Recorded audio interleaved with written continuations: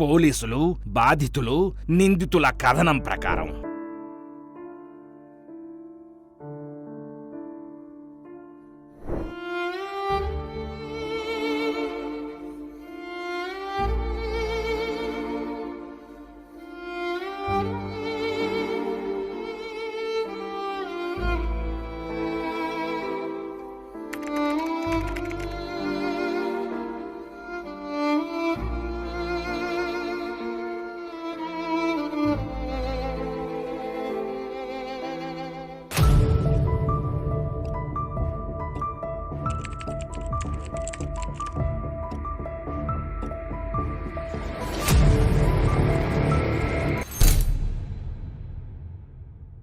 సత్యంబాబుని arrest చేసిన time నుండి కూడా ఆయిషా మీరా పేరెంట్స్ అండ్ ఇంకా చాలా మంది చెప్తూనే ఉన్నారు ఇది సత్యంబాబు చేయలేదు అని. కానీ దాన్ని ఎవరూ నమ్మలేదు. కోర్టు ఎప్పుడైతే సత్యంబాబుని రిలీజ్ చేసిందో అప్పుడు అందరికీ ఈ సెకండ్ వర్షన్ కూడా నిజమేనేమో అనే డౌట్ స్టార్ట్ అయింది. అయితే ఈ హాస్టల్ కోనేరు ఫ్యామిలీ వాళ్ళదే. కోనేరు సతీష్ అనే అతని బినామీ పేరు మీద ఈ హాస్టల్ ని నడిపించేవాడు. ఈ కోనేరు సతీష్ అనే అతను మినిస్టర్ కోనేరు రంగయ్య గారికి మనవడు. అయితే ఇక్కడ హాస్టల్ నడిపిస్తున్నాం అనే ముసుగులో చాలా ఇల్లీగల్ పనులు జరిగేవంట. ఆ హాస్టల్లోనే కొన్ని రూమ్స్ లో వ్యభిచారం కూడా జరిపించే వాళ్ళని, ఇంకొన్ని సార్లు అయితే కోనేరు సతీష్ అండ్ వాళ్ళ ఫ్రెండ్స్ తో అక్కడ పార్టీస్ కి వచ్చినప్పుడు బలవంతంగా కొంతమంది అమ్మాయిల మానం తీశారని చెప్తారు. అయితే ఇలా జరుగుతున్నప్పుడు ఒకరోజు ఆయేషా హాస్టల్ కి మగవాళ్ళు రావడం చూసి క్వశ్చన్ చేసింది, లేడీస్ హాస్టల్ కి మగవాళ్ళు ఎందుకు వస్తున్నారని. దాని తర్వాతే ఆయేషాకి ఇక్కడ జరుగుతున్న విషయాలన్నీ కూడా ఒక్కొక్కటి తెలియడం స్టార్ట్ అయింది. ఆయేషా అక్కడ ఉన్న కొంతమంది హాస్టల్ మేట్స్ తో కూడా ఈ విషయం డిస్కస్ చేసి ఇక్కడ నుండి ఖాళీ చేసి వెళ్లిపోవాలని డిసైడ్ అయింది.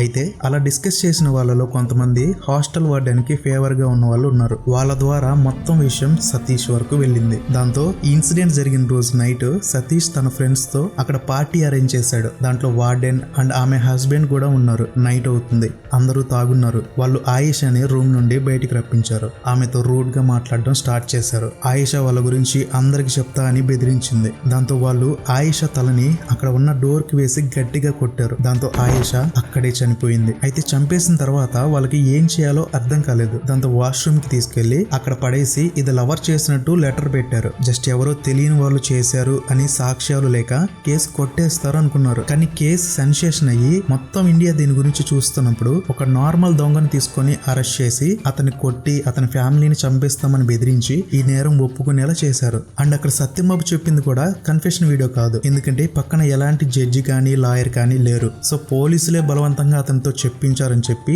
రిలీజ్ అయ్యాక సత్యంబాబు అందరికి చెప్పాడు. నాతో ప్రధాన కల్లింపు జరిపించారు. దాని తర్వాత ఏమైపోయింది, దానికి దీనికి డబ్బింగ్ చేయించి దాని సీడీని ప్రజల దృష్టిలో తీసుకెళ్లారు. ఇప్పుడు ప్రజల దృష్టిలో అది ఎలా కనిపిస్తుంది, సత్యంబాబే చేసిండు, సత్యంబాబు ఇలాగ వెళ్ళిండు, సత్యంబాబు అలాగ చేసిండు, ఇలా చేసిండు, ఇలాగ వెళ్ళాను అలాగ వెళ్ళాను అని చెప్పేసి సత్యంబాబే చేసిండని చెప్పి సీడీ విడుదల చేశారు. అలా కాబట్టి అదైతే కావాలని చెప్పి పోలీసు వాళ్ళు చేసినటువంటి తప్పుడు సీడీ అన్నమాట. అది అంటే ప్రజల దృష్టిలోకి ఈ సత్యంబాబు దోషి అని చెప్పేసి తీసుకెళ్ళడానికి చేసినటువంటి ప్రయోగం అన్నమాట. నిజంగా చేసింది ఎవరు అని చెప్పి ఎంక్వైరీ చేయాలి, కానీ మరి పోలీసులు అసలైన వాళ్ళని పట్టుకోలేక ఇలా చేశారా లేకపోతే వాళ్ళని తప్పించడానికి చేశారా అని ఇప్పటికీ తెలియదు. అండ్ ఇంకో విషయం ఏంటంటే రోకల్ని కూడా సత్యంబాబు చెప్పిన తర్వాత పోలీసులకు దొరకడం, అండ్ అది కూడా సత్యంబాబు ఇంత తెలివిగా లెటర్స్ అన్ని ప్లాన్ చేసిన అతను ఆ రోకల్ని అక్కడే జస్ట్ పక్కన పడేసి వెళ్ళిపోయాడంటే నమ్మట్లేదు. అండ్ హైకోర్టు కూడా అందుకే అతన్ని వదిలిపెట్టింది. అయితే ఇక్కడ ఆ సాక్ష్యాలన్నీ కూడా పోలీసులను నమ్మించడానికి వేరే ఎవరైనా క్రియేట్ చేశారా అని కూడా డౌట్ ఉంది. పోలీసుల దగ్గర నిజంగా సత్యంబాబే చేశాడు అని అన్ని సాక్ష్యాలుంటే గవర్నమెంట్ తరపు నుండి సుప్రీంకోర్టుకు వెళ్ళాలి, కానీ వెళ్ళలేదు. మరి దీని వెనక అసలు ఏం జరిగింది అని ఇప్పటికీ కూడా మిస్టరీ. మరి పోలీసులు కవర్ చేశారా లేకపోతే ఎవరైనా కావాలని చెప్పి సాక్ష్యాలు క్రియేట్ చేపించి వేరే ఎవరినో ఇరిగించారా? అయితే దీంట్లో థర్డ్ వర్షన్ కూడా ఉంది. చేసింది సతీష్ అండ్ అతని ఫ్రెండ్స్ అయినప్పటికీ ఈ కేసు ఒప్పుకోవడానికి సత్యంబాబుకి డబ్బులు ఇచ్చారని, అందుకే అతను ముందు ఒప్పుకుని తర్వాత ఇంకా ఎక్కువ డబ్బులు డిమాండ్ చేయడంతో వాళ్ళు ఇవ్వకపోవడంతో సత్యంబాబు నేను చేయలేదు, నన్ను ఇరికించారు అని చెప్పి హైకోర్టుకు వెళ్ళాడు అని చెప్తారు. మరి ఇందులో ఏది నిజమో, ఇది జరిగి 17 సంవత్సరాలైనా గానీ మనకు తెలియదు. కానీ ఇప్పటికీ కూడా తన కూతురు చావుకి న్యాయం జరగలేదని, అసలైన నేరస్తులు బయట హ్యాపీగా తిరుగుతున్నారని ఆయేషా పేరెంట్స్ బాధపడుతూనే ఉన్నారు అండ్ ఫైట్ చేస్తూనే ఉన్నారు. అందులో భాగంగా ఆయేషా వాళ్ళ అమ్మ చెప్పే వర్షన్ కూడా ఒకసారి విందాం. అన్యాయంగా ఒక నిర్దోషికి శిక్ష పడిందని మేము ఇప్పటి వరకు బాధపడుతున్నాము. కానీ ఈనాడు హైకోర్టు తీర్పించినందుకు హైకోర్టు జడ్జికి థ్యాంక్స్ కృతజ్ఞతలు తెలుపుతున్నామండి. పైగా ఆ సత్యంబాబు నిర్దోషి అని చెప్పి నేను ఆ రోజే మహిళా సెషన్స్ కోర్టులో జడ్జి గారి ముందు కూడా చెప్పడం జరిగింది. కానీ అన్యాయంగా వాడిని బలి చేశారు 8 సంవత్సరాలు. ఈ 8 సంవత్సరాలు కూడా పోలీసుల మీద కాంపెన్సేషన్కి అతను 1 కోటి రూపాయలకి ఇస్తే బాగుంటుందని నా అభిప్రాయం అండి.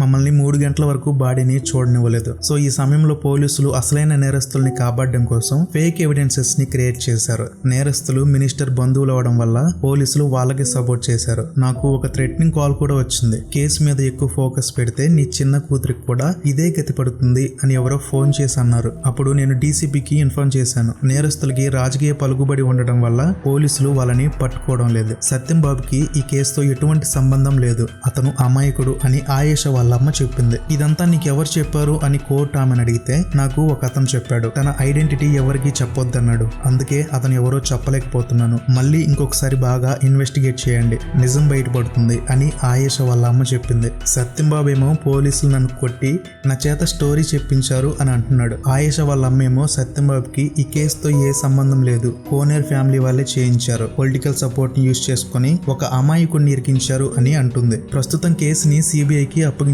సిబిఐ ఇన్వెస్టిగేషన్ చేస్తుంది. సో ఇప్పటికీ ఆయేషా హత్య ఒక మిస్టరీగానే మిగిలిపోయింది. ఇన్వెస్టిగేషన్ అయితే జరుగుతుంది. సో లెట్స్ సీ ఫర్దర్ గా ఏ ఇన్ఫర్మేషన్ వచ్చినా మీ ముందుకు తీసుకుని వచ్చే ప్రయత్నం అయితే చేస్తాను. సో వీడియో నచ్చితే లైక్ చేయండి. కొత్తగా ఎవరైనా ఛానల్ని చూస్తుంటే ఇప్పుడే సబ్స్క్రైబ్ చేసుకోండి. జై హింద్.